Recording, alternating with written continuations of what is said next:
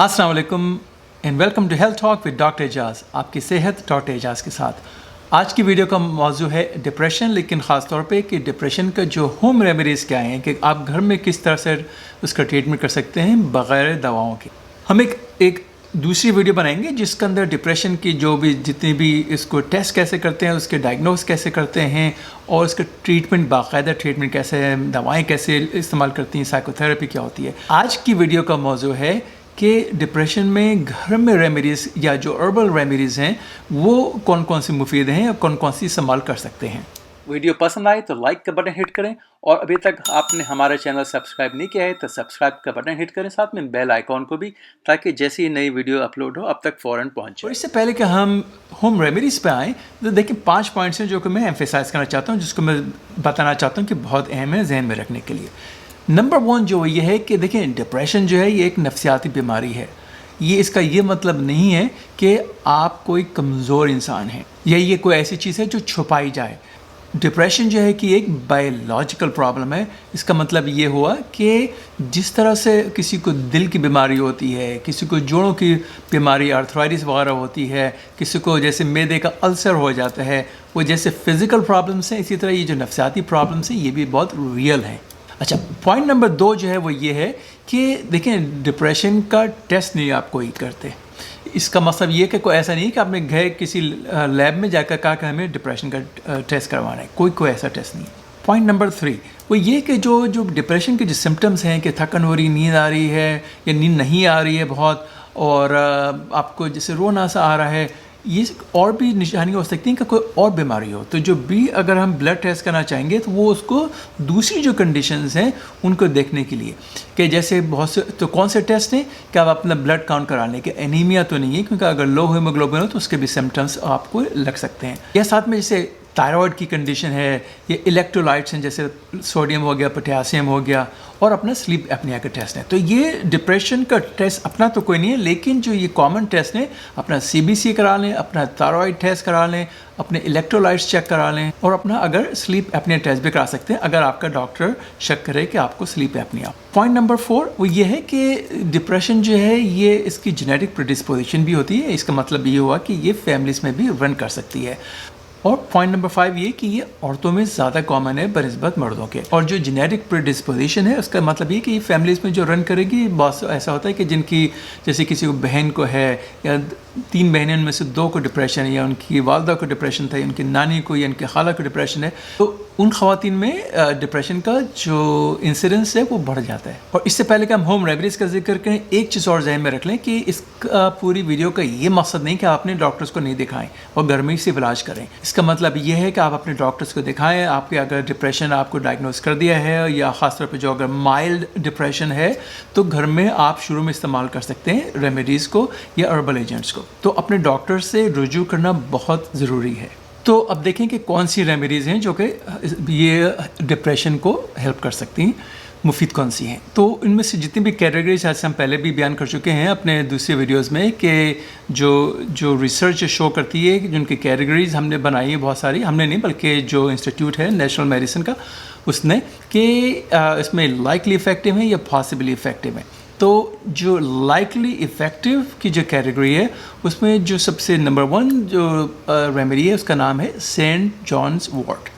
तो मेरे ख्याल में ये सबसे ज़्यादा वेल नोन हर्बल एजेंट है जो डिप्रेशन में इस्तेमाल की जाती है। तो उसमें से 2009 में बहुत सारी स्टडीज़ को जमा करके उन्होंने देखा था कि ये इसके जो ख़ासतौर पर जो माइल्ड या मॉडरेट डिप्रेशन हो उसमें ये बहुत ज़्यादा मुफीद थी। और दूसरे ये कि इसके साइड इफ़ेक्ट्स जो दूसरी जो दवाएँ हैं उसके मुकाबले में कम थी। लेकिन उसके बाद 2 और स्टडीज़ की थी काफ़ी मेजर, उसमें जो पहले ये सारी जो स्टडीज़ की जो इफ़ादियत थी वो उनमें इतनी नज़र नहीं आई, तो इसलिए इसको बहुत ज़्यादा इसकी स्ट्रॉन्ग रिकमेंडेशन नहीं है। तो इसकी डोज क्या है, तो जितनी भी स्टडीज़ हैं उसमें 20 से 1800 मिलीग्राम पर डे की डोज इस्तेमाल की गई, लेकिन जो एवरेज है वो है 300 मिलीग्राम दिन में 2 या 3 दफ़ा इस्तेमाल करना।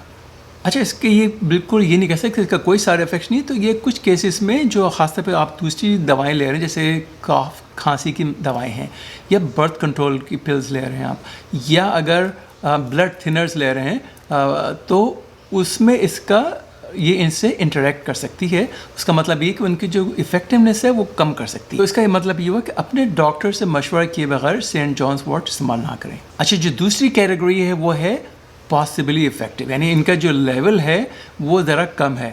جو اس کا جو کہتے ہیں کہ جو ریسرچ کی جو اسٹرینتھ ہے وہ ان اسٹڈیز کی یا ان پروڈکٹس کے بارے میں ذرا کم ہے. تو اس کیٹیگری میں جو پہلا ہے ریمیڈی، اس کا نام ہے ٹرپٹوفین. تو جو ٹرپٹوفین ہے وہ باڈی میں جا کے سیروٹونن میں کنورٹ ہو جاتا ہے. اچھا، سیروٹونن جو ہے یہ بہت ہی ضروری ہمارے جسم میں کیمیکل ہے جو ہمیں جو کہتے ہیں نا فیل گڈ ہارمون، اس میں سیروٹونن جو ہے ٹاپ آف دا لسٹ میں ہے. اور بہت سی جو اسٹڈیز نے شو کیا ہے کہ جب سیروٹونن کی کمی ہوتی ہے تو ڈپریشن ہوتا ہے، یا جن لوگوں کو ڈپریشن ہے تو ان میں سیروٹونن لیول جو ہے ان کی کم ہوتی ہے. ایک اور ایجنٹ ہے، اس کا نام ہے DHEA. تو جو کینیڈین پریکٹس گائیڈ لائنس ہیں ڈپریشن کے بارے میں، یہ اس میں 3rd لائن آف ٹریٹمنٹ ہے. جو اسٹڈیز تھیں اس میں ان کو 6 سے 8 ہفتے استعمال کیا، اور جو ان کی ڈوز تھی وہ 30 سے 500 ملی گرام تک کی تھی. نیکسٹ جو ایجنٹ ہے وہ ہے EPA، جو کہ ایک اومیگا 3 فیٹی ایسڈ ہے.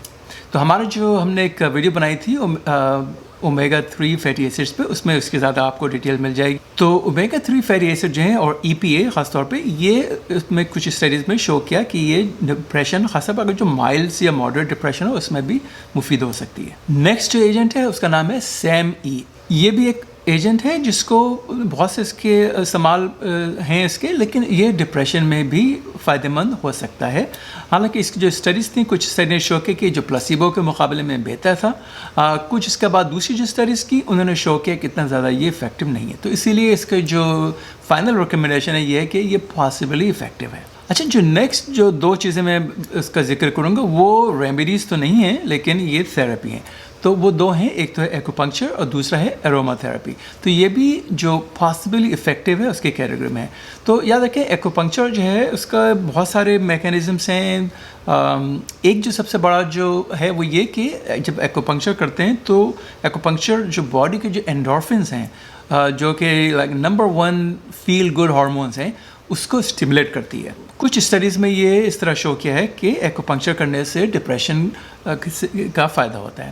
لیکن کچھ اور جو باقی اسٹڈیز کی اس میں اتنا زیادہ ان کا فائدہ نظر نہیں آیا. تو لہٰذا کیونکہ یہ کنفلکٹنگ ایویڈنس ہے، کچھ ریسرچ نے شو کیا فائدہ مند ہے، کچھ نے شو کیا فائدہ مند نہیں ہے، تو لہٰذا اس کی جو ریکمنڈیشن ہے وہ یہ ہے کہ یہ پاسبلی افیکٹو ہے. اور اسی طرح اروما تھراپی ہے، وہ بھی اس کا مکسڈ ایویڈنس ہے.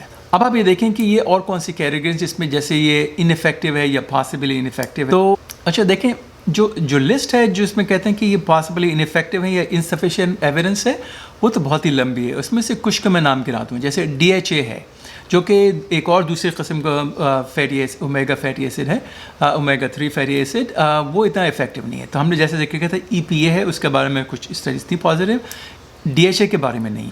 یا ایک اور ہے پروٹین کا نام ہے ٹائروسین، وہ بھی اتنا افیکٹو نہیں ہے. یا میلاٹونن ہے، وہ بھی اس کا فائدہ نہیں ہے. اور کون سی جیسے کیلشیم ہے یا کرومیم ہے. اور کون سی جو ہیں ریمیڈیز یا موڈیلٹیز جو انفیکٹو ہیں یا پاسبلی انفیکٹو ہیں، اس میں ہومیوپیتھی بھی شامل ہے، کافی بھی شامل ہے، گرین ٹی اور گینکو بھی شامل ہے. اچھا، اس کے علاوہ بہت سارے جو وائٹامنس بعض لوگ کہتے ہیں فائدہ مند ہے. وائٹامن B ہو گیا، وائٹامن B12 ہو گیا، وائٹامن K ہو گیا، وائٹامن C ہے، وائٹامن K. اس کے بارے میں کوئی ایسی اسٹڈیز نہیں ہیں جو کہ اس کو ثابت کرتے ہیں کہ یہ مفید ہیں ڈپریشن کے ٹریٹمنٹ کے لیے. تو پھر ٹو سمرائز، نمبر 1 یہ کہ اگر آپ کو خیال ہے کہ آپ کو ڈپریشن ہے یا آپ کے کسی فیملی ممبر یا دوست کو ڈپریشن ہے تو ڈاکٹر سے ضرور رجوع کریں. اور اگر ڈپریشن وہ آپ کو ڈائگنوز کرتے ہیں اور اگر مائلڈ ہے تو ان سے مشورہ کر کے اگر کوئی آپ نے دوا استعمال کرنی ہے جو نان میڈیسن جس کو کہتے ہیں یا ہربل ایجنٹس ہیں یا ہوم ریمیڈیز ہیں، اس میں سینٹ جانس وارٹ ہے جو کہ پرابیبلی جسے میں کہوں گا نمبر 1 ہے. یا اگر نان میڈیسن یا نان کیمیکل ہے وہ ہے ایکوپنکچر. آپ ایکوپنکچر کو بھی ٹرائی کر سکتے ہیں.